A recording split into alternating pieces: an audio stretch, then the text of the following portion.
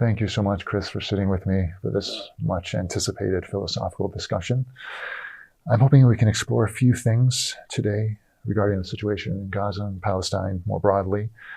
And one would be to try as much as possible to make philosophical sense of what's happening in Gaza, and of course, Palestine more broadly, and what the moral evil committed by Israel specifically reveals about human beings, and collectively what we might be able to do about that in a way that's principled and just. So I thought I'd first start off by asking you, what is the kind of language, do you believe, that's philosophically appropriate to even begin to make sense of the evil that we're seeing right now in Gaza?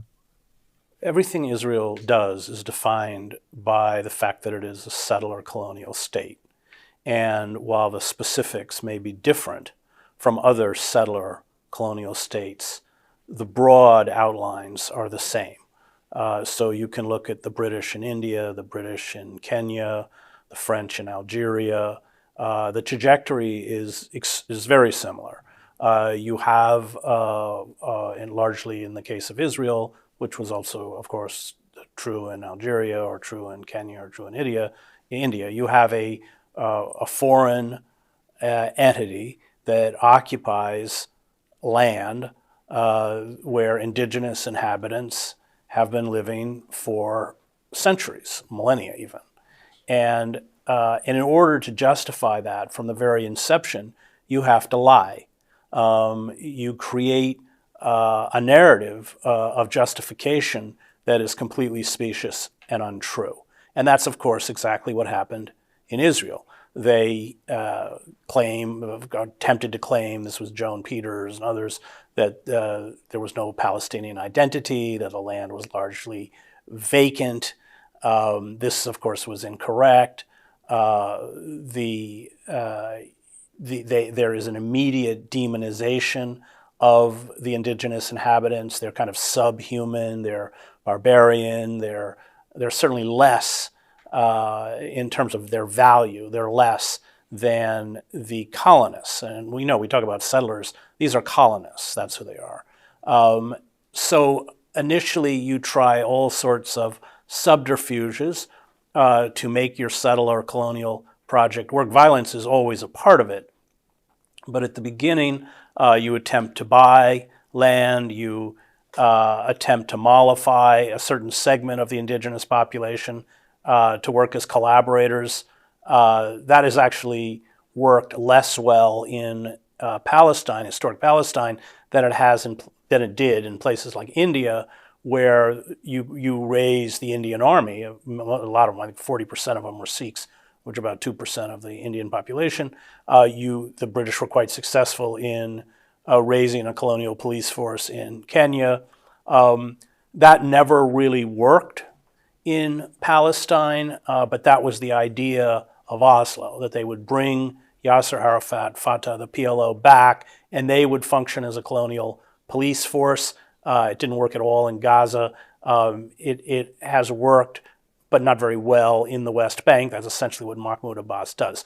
But eventually, the other attempts or all of the less coercive attempts to control the population fail, and it becomes naked force, naked violence of an escalating degree. And that's precisely what we saw through repeated assaults against Gaza. I don't like to call it a war. The Palestinians do not have mechanized units or tanks or planes or a navy or even real command and control. It's an asymmetrical force, but is no match for the industrial weapons that Israel is able to array against them.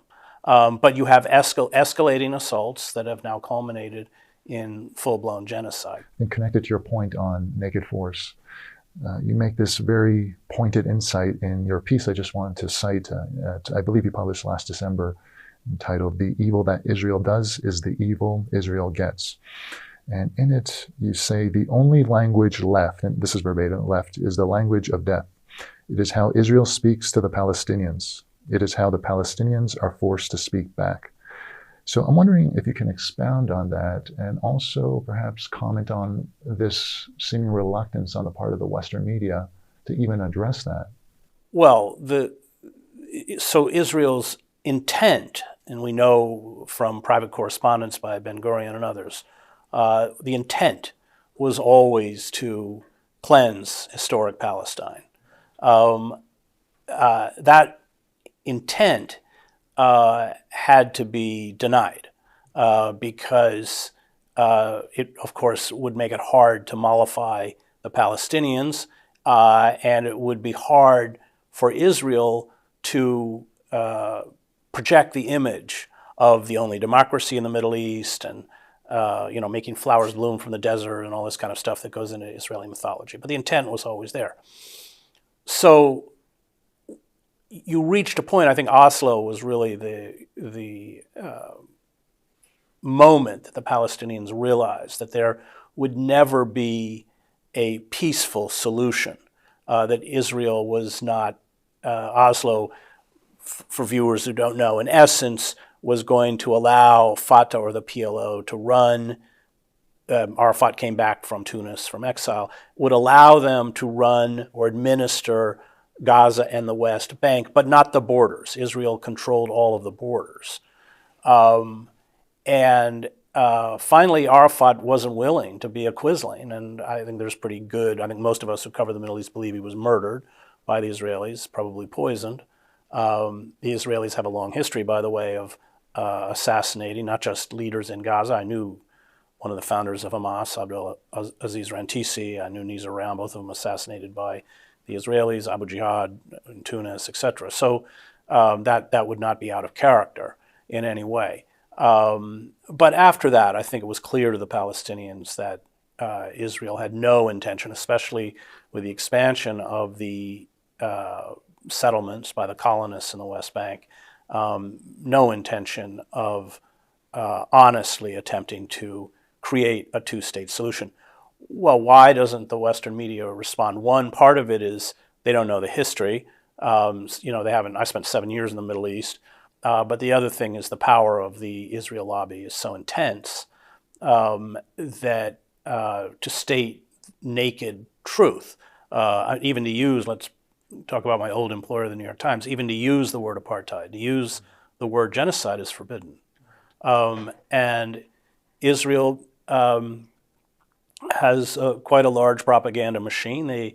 Many of the people within that machine are quite well versed in American media and how it works. They speak fluent English. The Palestinians don't. That's always been a problem with the Palestinians. I've been going back decades, is that they lacked an understanding of Western systems of power and how they worked. And this was always a huge advantage on the part of the Zionists, the old Zionists, people like Ben Gurion, Golda Meir, Abba Eban, who I knew.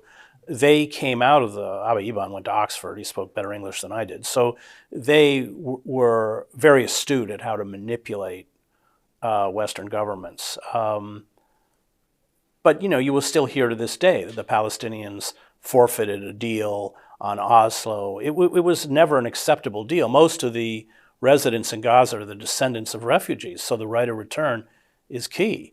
The idea that any so-called Palestinian state would not control its own borders means that, in essence, it's under siege, whether it's a very draconian siege, which happened, of course, in Gaza after the election of Hamas, or whether it's slightly less draconian siege in the West Bank, but they're still under siege. And to your point earlier, certainly what we're seeing play itself out so violently is colonialism. And we hear similar political language to describe what's happening in Gaza right now. But I'm wondering, as a philosopher, morally, what you believe is the principal reason that states such as Israel become so morally corrupt. And not only that, just so seemingly unrepentant for this needless suffering that they're inflicting.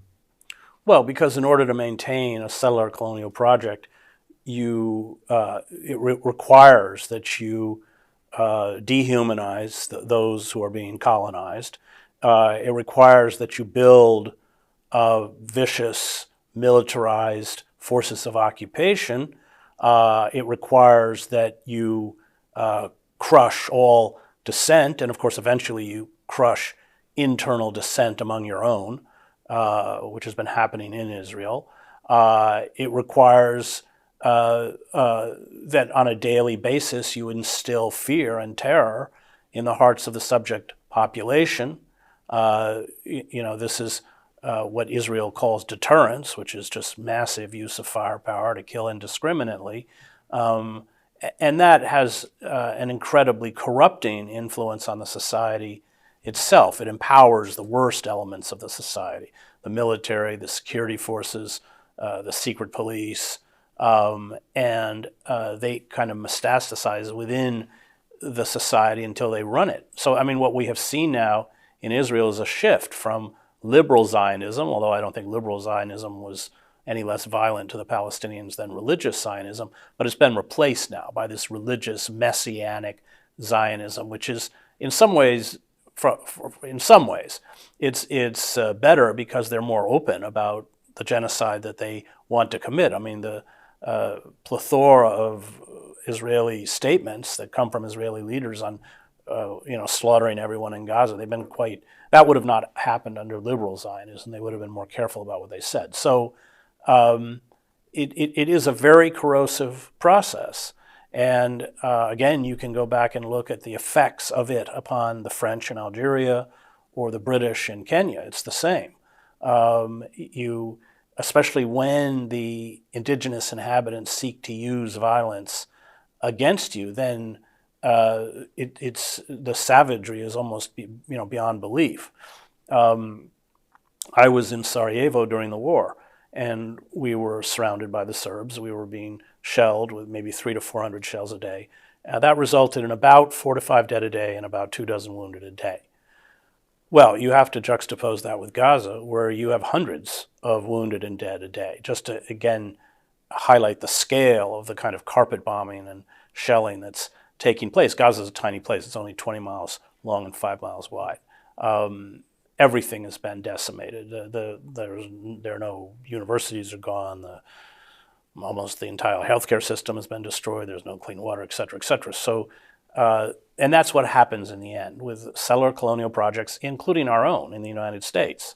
What did we do after the Battle of the Little Bighorn, when Sitting Bull and Crazy Horse and the others wiped out the 7th Cavalry? It was just completely scorched earth until I think it was 1890, where at Wounded Knee, and they're setting up Gatling guns. They're setting up machine guns to mow down indigenous people they may have had arms, but they weren't. There was no conflict. They just mowed them down. So that's what happens. I mean, the difference is settler colonial projects can work when you eradicate the indigenous population. We eradicated about 90% of indigenous Americans. That can't happen in Israel because you have such a large number of Palestinians in the diaspora.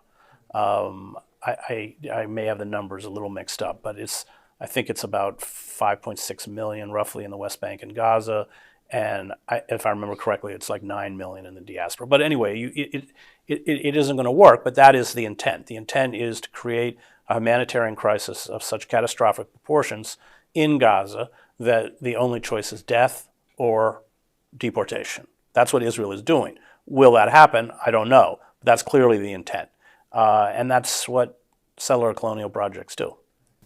And you mentioned before liberal Zionism and whether you're sure that actually exists. Is that philosophically a contradiction of terms to you?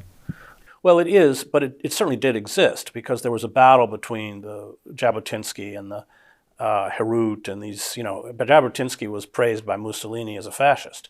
I think he called him a good fascist. The Herut party, which Bibi Netanyahu's father was a member, I think a founding member of, and they came out of a lot of the Jewish terrorist groups that attacked both the British and the Palestinians, but they called for the complete ethnic cleansing of Palestine. I was in Jerusalem when Rabbi Meir Kahane, this very right-wing, racist rabbi, founded the Koch party. Well, the liberal Zionists banned the Koch party from running in elections.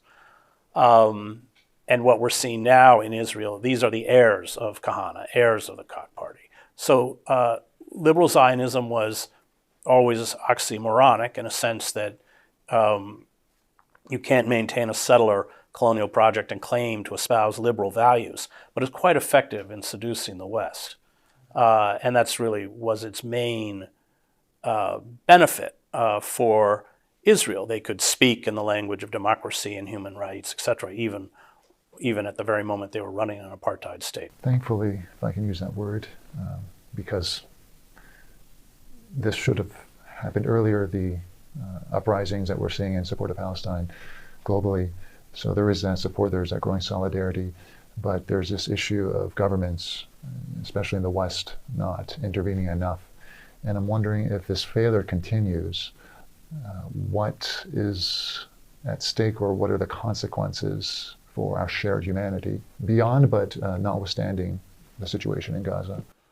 Well, first I would draw parallels between the way Israel operates and the way the United States operates. So Israel will bomb a consulate in Damascus and kill Iranian leaders. Israel will carry out strikes in Lebanon against Hezbollah leaders.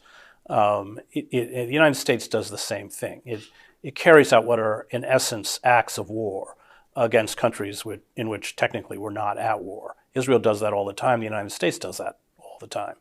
And that is trying to solidify a global order, where international law and international rules are irrelevant. I think that's why you've seen such a strong reaction, especially in the global South. The only country that is actively attempting to halt the genocide is Yemen. I don't think that's accidental. You had 30,000 Yemenis starved to death. You had cholera epidemics. They were under that U.S.-Saudi siege. So it's very close to home historically in terms of memory. But it's also within the memory of many countries in the global South that have endured the savagery of colonial settler projects. I don't think it's accidental that South Africa brought the case to the International Court of Justice because, again, historically, they were an apartheid state. They lived in conditions very, very similar to the conditions that Palestinians live under. Yes, we have seen a reaction on the one hand by particularly the global South, countries that see in the suffering of Palestinians their own historical suffering. But we've also seen an utter refusal on the part of the United States and Israel to do anything meaningful in terms of halting the genocide. I don't think at this point there was much credible argument against this live-streamed genocide. So, and I think that part of the fear in the global South is that as we suffer from the climate crisis and crop yields decline and floodings and mass migrations, etc., these rogue, unaccountable forces of the global North will react with the kind of savagery that we're seeing in Gaza. I think it presages a kind of savagery, and that is fearful. It's fearful to me, and it's fearful to much of the world. So to your point on the savagery that we're witnessing, you did see this firsthand in Gaza as a journalist, and I'm wondering how that has informed or transformed your thinking about what you believe are the things that are required to effectively oppose the kind of brutality that Israel inflicts on such a colossal scale. Well, I spent a lot of time covering conflicts in Latin America. Covered the war in El Salvador for 5 years, and covered the war in Bosnia out of Sarajevo, etc. So there are moments when you oppress a population to such an extent that the only option they have left is violence, especially when the forces arrayed against you are seeking your own annihilation. This was true in Sarajevo. We were surrounded by the Serbs, pounded shells, sniper fire constantly, and nobody had long discussions about pacifism because we were actually surrounded in trenches. There were trench systems around the city, and if the Serbs broke through those trenches and burst in the city, they would slaughter a third of the inhabitants and drive the rest into refugee or displacement camps. And that wasn't conjecture. That's what they did in the Drina Valley. That's what they did in Vukovar. So we knew what they were going to do. At that point, you pick up a gun. It doesn't save you from the poison of violence. Violence is always tragic. But that's really where the Palestinians have been left. They have not been given any other option. That was Israel's choice. That was not their choice. In fact, if you look closely at the historical record, when the Palestinians, like the Great March of Return, or anytime they attempt to build nonviolent resistance movements, they actually, Israel is even more violent in terms of killings and shootings than they are, because I think they fear, because that nonviolent movement will resonate widely throughout the world. So yeah, this was Israel's decision. I don't like it. I've been around enough violence to detest it, but I also understand that there are times, and this is one of them, when the oppressive power shuts down all the other options, and that's what Israel's done. And since October 7th alone, I mean, before that as well, but we're seeing since October 7th alone just a great deal of critique of Western media, including those outlets or publications that, at least within much of the public imagination, is or are regarded as the progressive outlets. And I don't think it's any secret to say that the New York Times is one of those. And I'm wondering, in your view, whether the failure to provide robust accounts of what's happening in Gaza is not only not providing a full picture to the public of the scale of evil that Israel's committing, but is somehow facilitating that violence or even genocide? Well, first of all, the New York Times has never been good on Israel. It's not like there ever was a moment in the past when they were good on Israel. I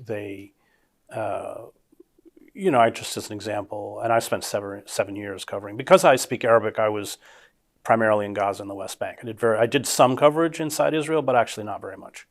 And the way they would neutralize a story out of Gaza, so I'm on the ground in Gaza. Israel carries out an airstrike. I go to, let's say, Jabalia. I count the bodies. But every other paragraph is the Israeli Defense Force spokesperson countering what I've reported on the ground. So by the time you get to the article, you can believe whatever you want to believe. It neutralizes the reporting. That was not something I experienced, for instance, in Bosnia. I didn't experience that. But Israel's different. They replay October 7th endlessly. I'm not in any way taking away the tragedy and even atrocities that were committed, without question. But it becomes a way to justify the genocide. And of course, they invent these salacious stories, beheaded babies and women who were raped, except they weren't raped. I mean, it's just on and on and on, as a way to, turn, or at least publicly attempt to turn the Palestinians into subhumans, into animals, into barbarians. And they do that, again, to justify the attacks on hospitals and schools and mosques by claiming that Hamas uses Palestinians as human shields, therefore they have a right to carry out a siege against Al-Shifa. I mean, so it's unfortunately, those narratives are picked up by the press, and let's never forget that the Israelis have blocked foreign journalists from going into Gaza, and they have mounted a very aggressive campaign to target and assassinate Palestinian journalists, including Turkish. Somebody who was working for Turkish television lost their leg. So, but that's all part of an attempt to essentially shut down the counter narrative, and so that they can dominate it.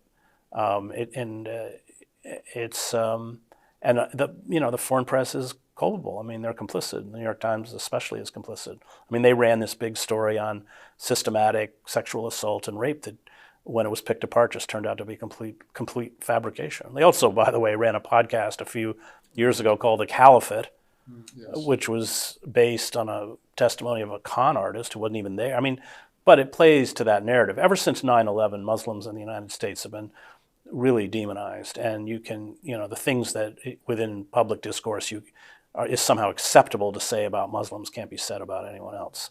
But yeah, Israel has done a pretty good job of controlling the press coverage. It's changing perhaps a little bit because of the courage of the Palestinian reporters, because of social media. These images are shocking and hard to deny. But yeah, the New York Times has just done an appallingly awful job of covering this. And of course, writing editorials denouncing calls for a ceasefire. On the one hand, you have what seems like part of the establishment that has invested itself in covering social justice movements in many cases, but on this one issue, it's the total opposite. So I'm wondering what that says about the Western establishment or Western media. Well, so I wouldn't describe the New York Times as progressive. I would describe it as liberal. Okay. But first of all, it's a Cold War liberalism, so it embraces American militarism. The New York Times gave its full-throated support for the invasion of Iraq, which I publicly opposed and was pushed out of the paper for opposing in public arenas.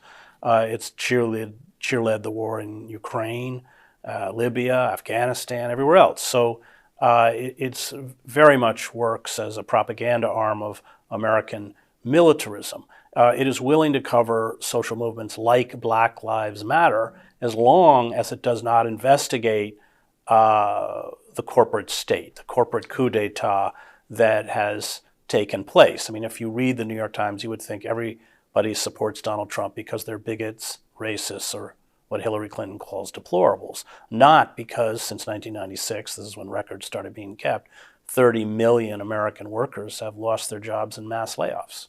That's the engine behind Trump. I know because I've written books and reported on it.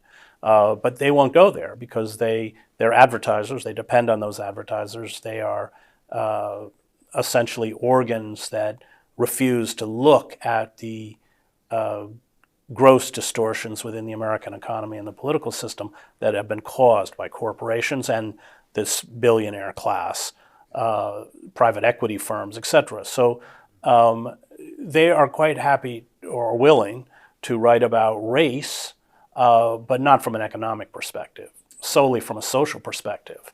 And in terms of foreign policy, they buy into that narrative that we're going to liberate the women of Afghanistan with the 101st Airborne, which is absurd for anybody who's been around the 101st Airborne as I have. So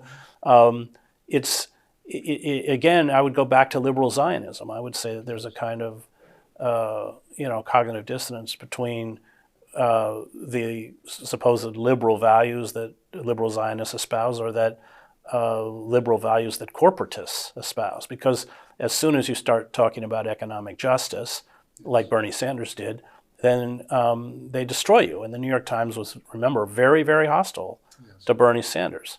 Again, I think it's a liberal patina, but I don't think it's real. I don't think it because the fundamental concerns that have impoverished, let's say, people within our internal colonies, as Malcolm X called them, those are not addressed. Or the issue of mass incarceration. We have the largest prison system in the world. 25% of the world's prisoners were less than 5% of the world's population. Why? Because in these impoverished, blighted urban areas, there's no work. And so if the work doesn't knit, you don't have a job or a place in the society that knits you to that society, that gives you a stake in that society, which is a form of social control, as Emil Durkheim points out.